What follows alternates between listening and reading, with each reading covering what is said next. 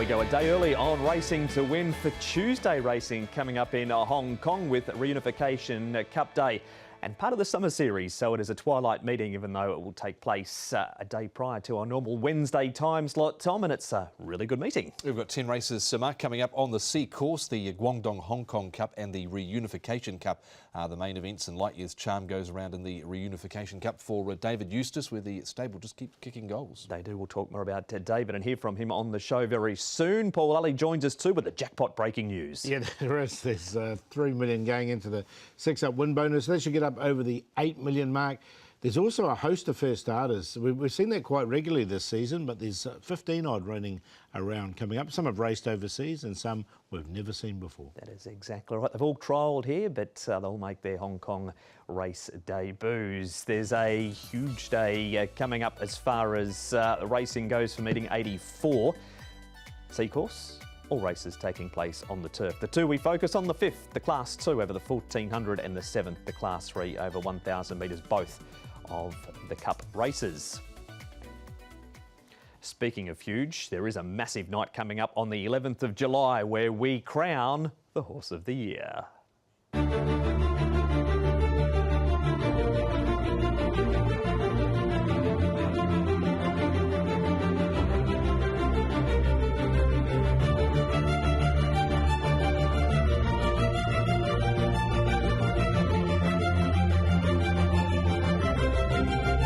Ka Ying Rising sitting pretty on his outside. Zach asked him to go now.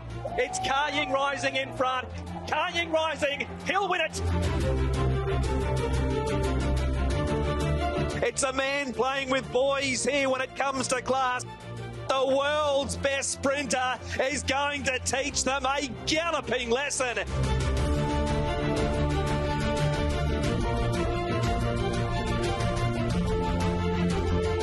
Romantic Warrior, he's taken over. It's history at Sha Tin. 3 cups.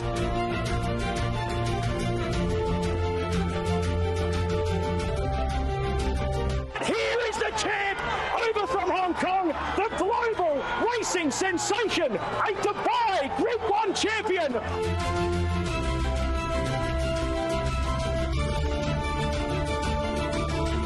He's chiming in Voyage Bubble. He's gone straight past him. 31 years on since River Vernon. He's a Triple Crown champion.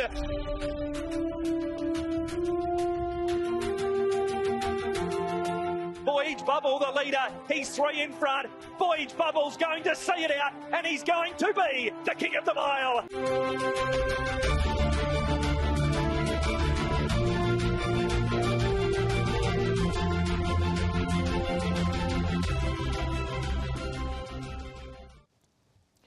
What a lineup to choose from, and we are going to put you two on the spot. We'll start with you, Paul. Who's the Horse of the Year and why? Voyage Bubble, look, he's won from 1,600 metres up to the 2,400 metres. He almost had a perfect season, just a couple of seconds there. Red Line beat him by a short head, and Galaxy Patch, he's not really a fresh horse either, is Voyage Bubble. I mean, you can make arguments for all three, but I'm leaning towards Voyage Bubble. And he created history as well in being the first horse to win a Triple Crown in decades. I'm also leaning towards Voyage Bubble. I think he probably would have had his head in front a little bit more had he not been pipped by Red Line in the Champions Mile. But you go through the International Mile in December and how good the form around that is. Soul Rush, you've got the likes of Beauty Joy, who's won the other day. Red Line, Lazat, of course, won at Royal Ascot over the meeting there. So too did Docklands, Jantar Manta in Japan as well. So there's been some great form come out of that mile race. Not knocking Ka Ying Rising or anything. I think it's pretty close between them, but just with what Voyage Bubble was able to do with the Triple Crown, I think that probably holds them in good stead. But be interested to see whether the voting panel also sort of lines up Romantic Warrior with what he did overseas too. Absolutely. He was, of course, beaten by Soul Rush too, who Voyage Bubble did beat. So the 11th of July, former host of Racing to Win, Andrew Lejeune's going to MC the night. So there is a future after Racing to Win, and we'll find out who indeed is this year's Horse of the Year. Now, we need a winner for Sha Tin on Tuesday. The Hong Kong Reunification Cup is the fifth Taj Dragons, a six-time course and distance winner. Healthy, happy. He's won 3 over the 1400 metres. Light Years Charm extra £8 on his last start win. Soleil Fighter cheek pieces off. Blinkers first time. Wider draw for Chu Chow Spirit. We've got Torbjorn Prince, a winner last time down in grade. Lowrider has his first start since the Derby.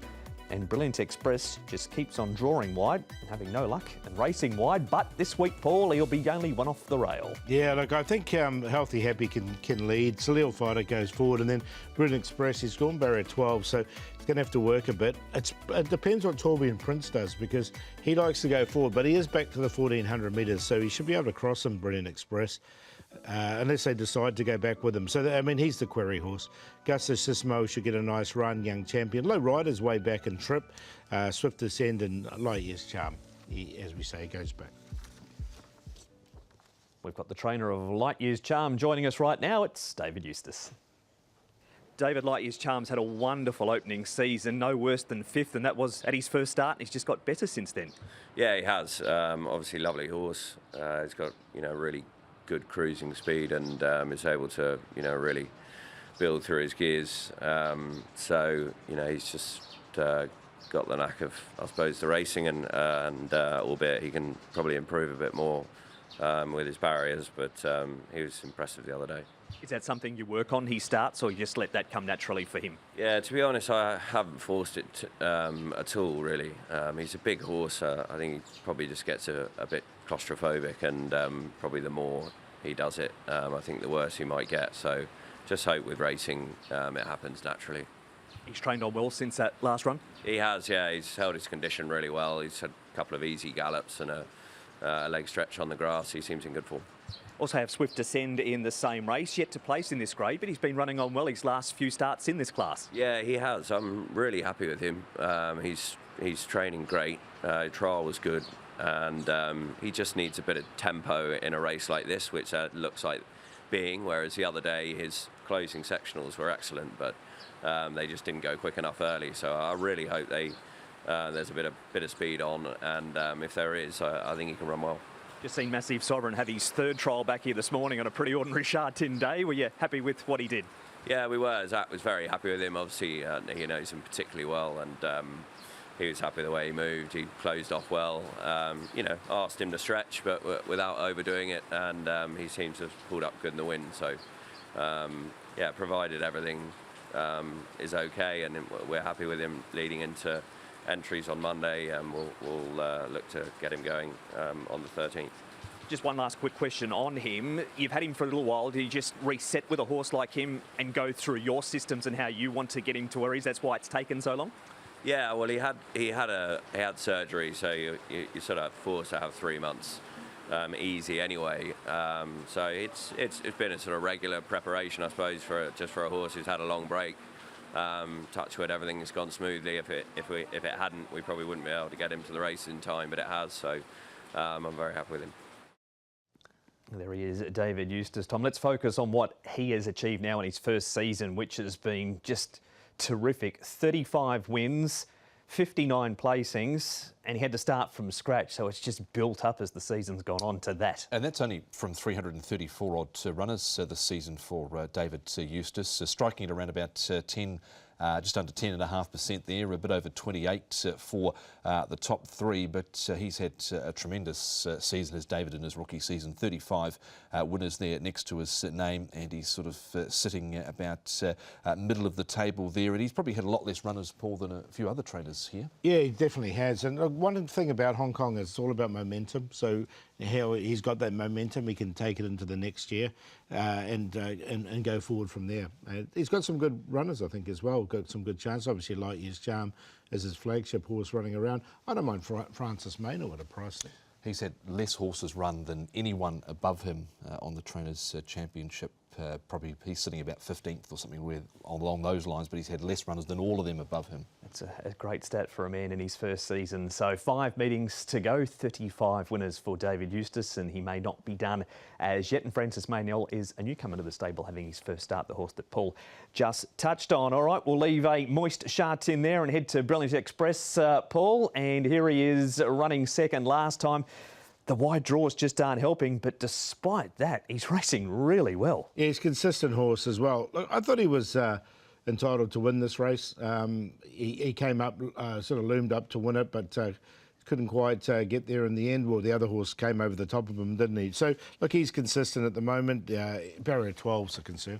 Yeah, I think he's still good enough to overcome that with the lightweight here. The draw is obviously the big concern. He's had a fair run of ordinary barrier draws, but it was a tough run last time out. Only headed late, never gave it away there behind Superb Kid. Nothing wrong with his trial either. He's a John Size runner. David Hayes runner. Thomas Soleil fighter. He's here at Sha Tin with those gear adjustments. Andrea at Zany. He does get a good draw, but would you prefer him at his favourite track of Happy Valley? Yeah, probably would, to be honest, Mark. He's got the blinkers going on, as you mentioned there, with a couple of other little gear changes. The cheap pieces are off. This night here at Happy Valley, he probably momentarily hit the front here. He had the trail. He was behind, of course, Telecom Fighters, and pretty much had every chance. Still a game run from him, but he's shown his hand, Paul, at Happy Valley in the past. Yeah, definitely better at the Valley, no question. But look, he maps really well. He's going to get a nice run, I think, right in behind from barrier number 2.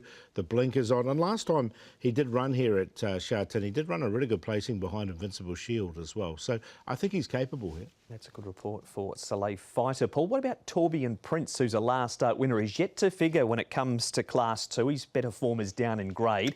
He's outside the leader this day. Again, like Soleil fighter, Tom may be preferring him at Happy Valley. Would you prefer him in Class 3? And maybe over a mile as well. I mean, this one was over a mile. He is a 3-time winner over the 1,400 metres, so he is capable. Has had roaring issues in the past as well, this horse, but he seems to be well and truly over those. He did get quite an easy lead in this. So, look, back to the 1,400 metres, I'm happy to watch him. Yeah, likewise, the form's been franked out of this race over the weekend as well, with the Gentleman Legacy winning here over the 2,000 metres. Credit to Benno, he's got the horse going well at the moment. He's found a bit of consistency. 5-time winner from 29, but I think this is a bit rich for him.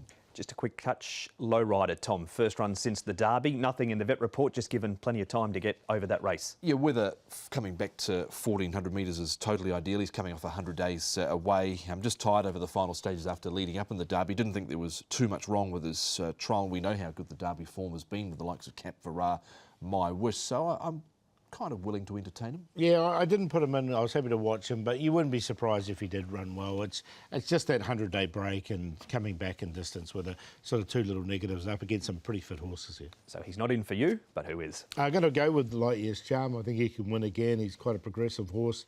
So he goes on top to beat Young Champion. Another one who's drawn well, barrier number 1 for him. And he's been very consistent in his races. Salil Fighter off the map. I'm going to put Swift Descendant as one that might be at a bit of odds. He's the stablemate of Light Years Charm. And another one that's drawn really ideally, I think, in barrier number 6, 4-3-5-8. I went with Light Years Charm as well, number 4 to win this for David Eustace and Zach Purton. Obviously, never quick out of the gates, this horse, and I don't think the barrier's going to hold too many fears for him here with his racing style. So Light Years Charm, Young Champions right in this. Brilliant Express as well, despite the draw. And Lowrider did actually win this time last year over in Ireland, and there's been plenty of rain about in Hong Kong, so that was on a yielding track as well. Not saying we're going to get yielding Tuesday, but there'll be a bit of sting out of it with the rain we've had. 4, 3, 11 and 10.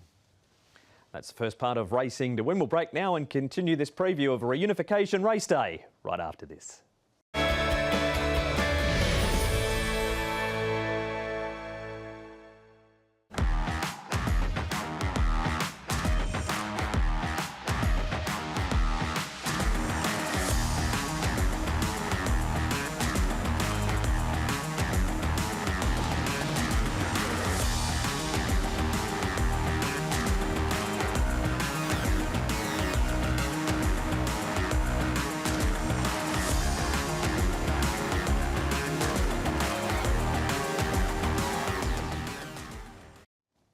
And voting is open right now. Zach sitting at home on this Monday, just clicking away, continuing to keep his lead up in the most popular jockey. And James McDonald sitting in Sydney, clicking away on Romantic Warrior because they lead the way in the most popular horse and jockey categories. And you can vote yourself on the website hkjc.com.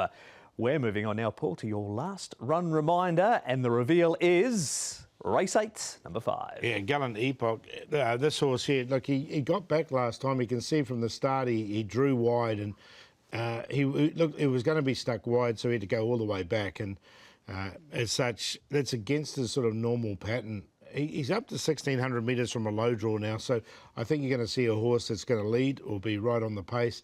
He was still wide on the turn as he came down, and he ran on, but it was just the way the race went. It just didn't suit this horse whatsoever. So complete forgive for Gallant Epoch. He now comes up to the 1,600 metres. He is a winner of the season over the 1,400 when he led all the way. So I can see no reason why he won't lead this one as well. And he was making really eye-catching ground there at the end as well. So he didn't really give it away. He did not. So race 8, number 5, Gallant Epoch is the last run reminder for this meeting coming up on Tuesday, of which it's time now to look at the second of the 2 races that we preview. Race number 7, the running of the Guangdong Hong Kong Cup. WizKid at the top of the book. Warrior Hero's a 4-time course and distance winner. La Forza has won 2 of his last 3. Fast Responder gets a weight turnaround on Majestic Express, who goes up £5 for his last start win, and Sunny DeBest ran 3rd to them. Ace Champion makes his Hong Kong debut, as does Smart Avenue, and Alfonso's placed 2 from 3. Course and just distance, Magic Hello has had excuses his last 2 starts since placing down the straight, Paul, and it's Super Fortune the leader. He likes to lead. Now, he didn't lead last time because he muffed the start and he knuckled over at the start. So, look, from a wide draw, I think he's easily going to get to the front. Magic Hello's got pace. WizKid, the old boy, still got pace as well. Ace Champion's shown a little bit of speed in his trials. Fast Responder, and La Forza's got an inside draw. I think he'll come across and give Majestic Express a bit of cover.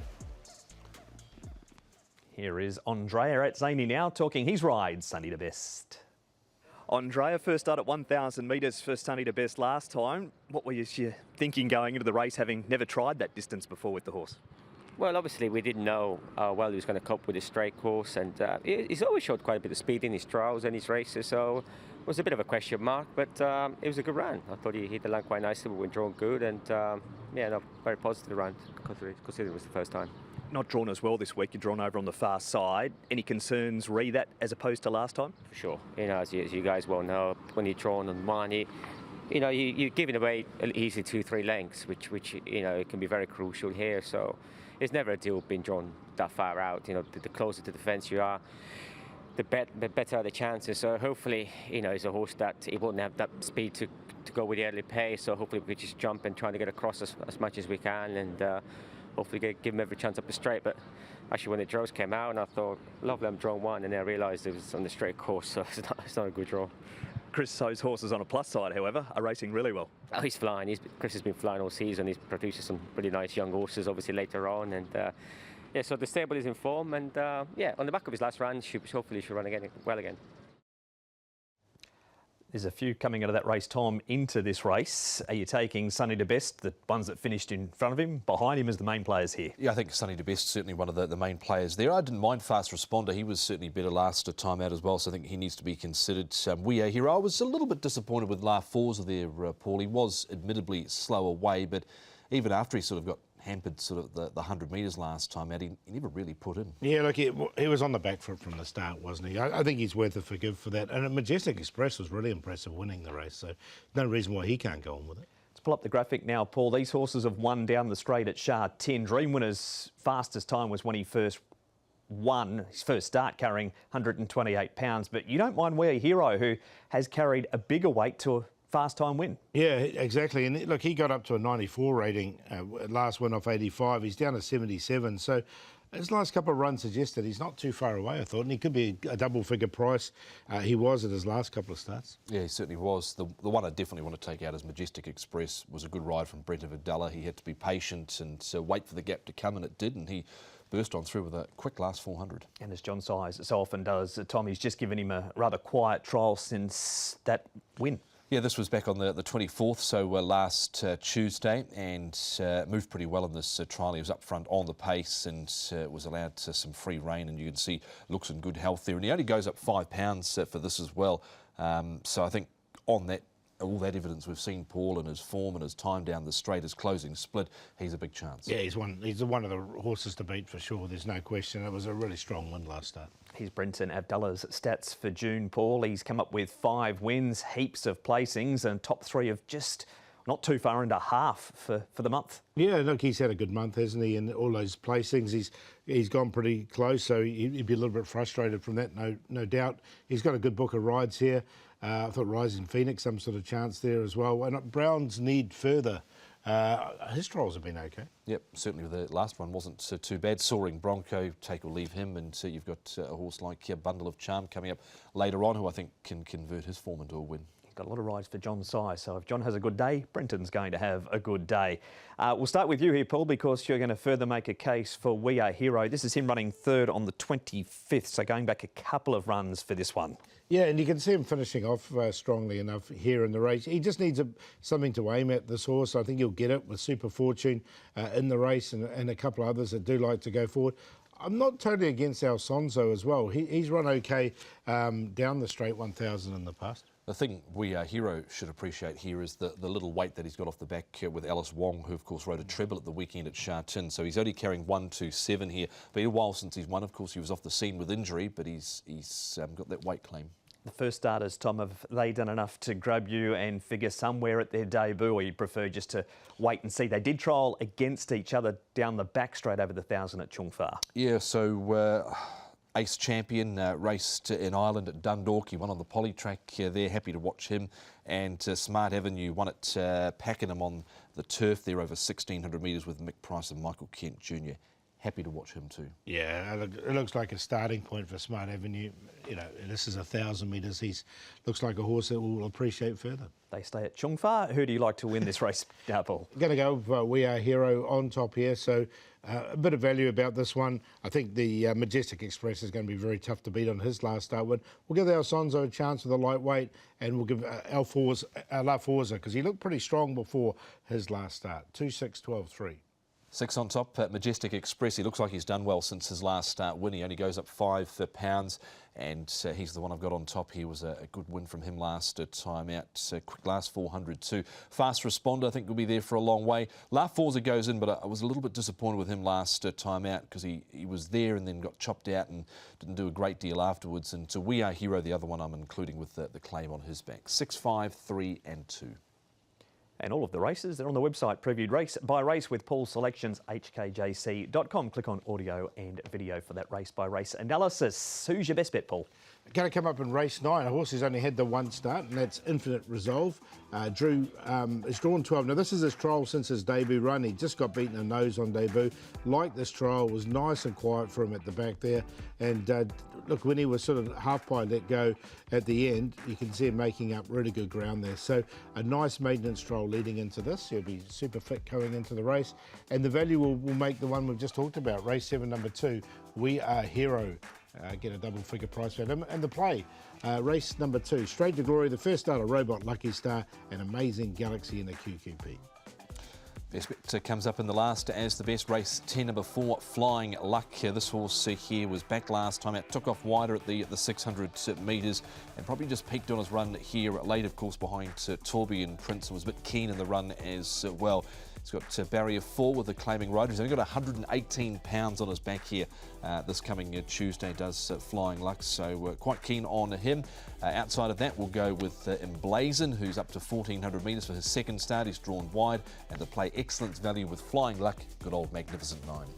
Fortunate Son, always had some time for him. He's on the class drop this week too. Very strong trial. Zach Purton takes the ride. He's drawn barrier number 7. Rising Phoenix won his best race at huge odds on his debut down the straight at Sha Tin. At start number 4, he's back to the 1,000 metres again on Tuesday. And the play, a QQP, Fortunate Son, Spirit of Peace with a better draw. And Lucky Year has trialled up quite okay also. Now the diary, Tom, looking forward, we've got Sha Tin Saturday, and then the second last Happy Valley of the season on Wednesday week. Yep, next Wednesday, Chairman's Day coming up Saturday at Sha Tin. 11 races there, Paul, so plenty to get stuck into there. Yeah, the end is nigh. Not too many race meetings left of the season, is there? There is not indeed. But the next one will come up on Tuesday at Sha Tin. Big thanks to the boys and to you as well. We'll see you for Reunification Race Day from 4 o'clock.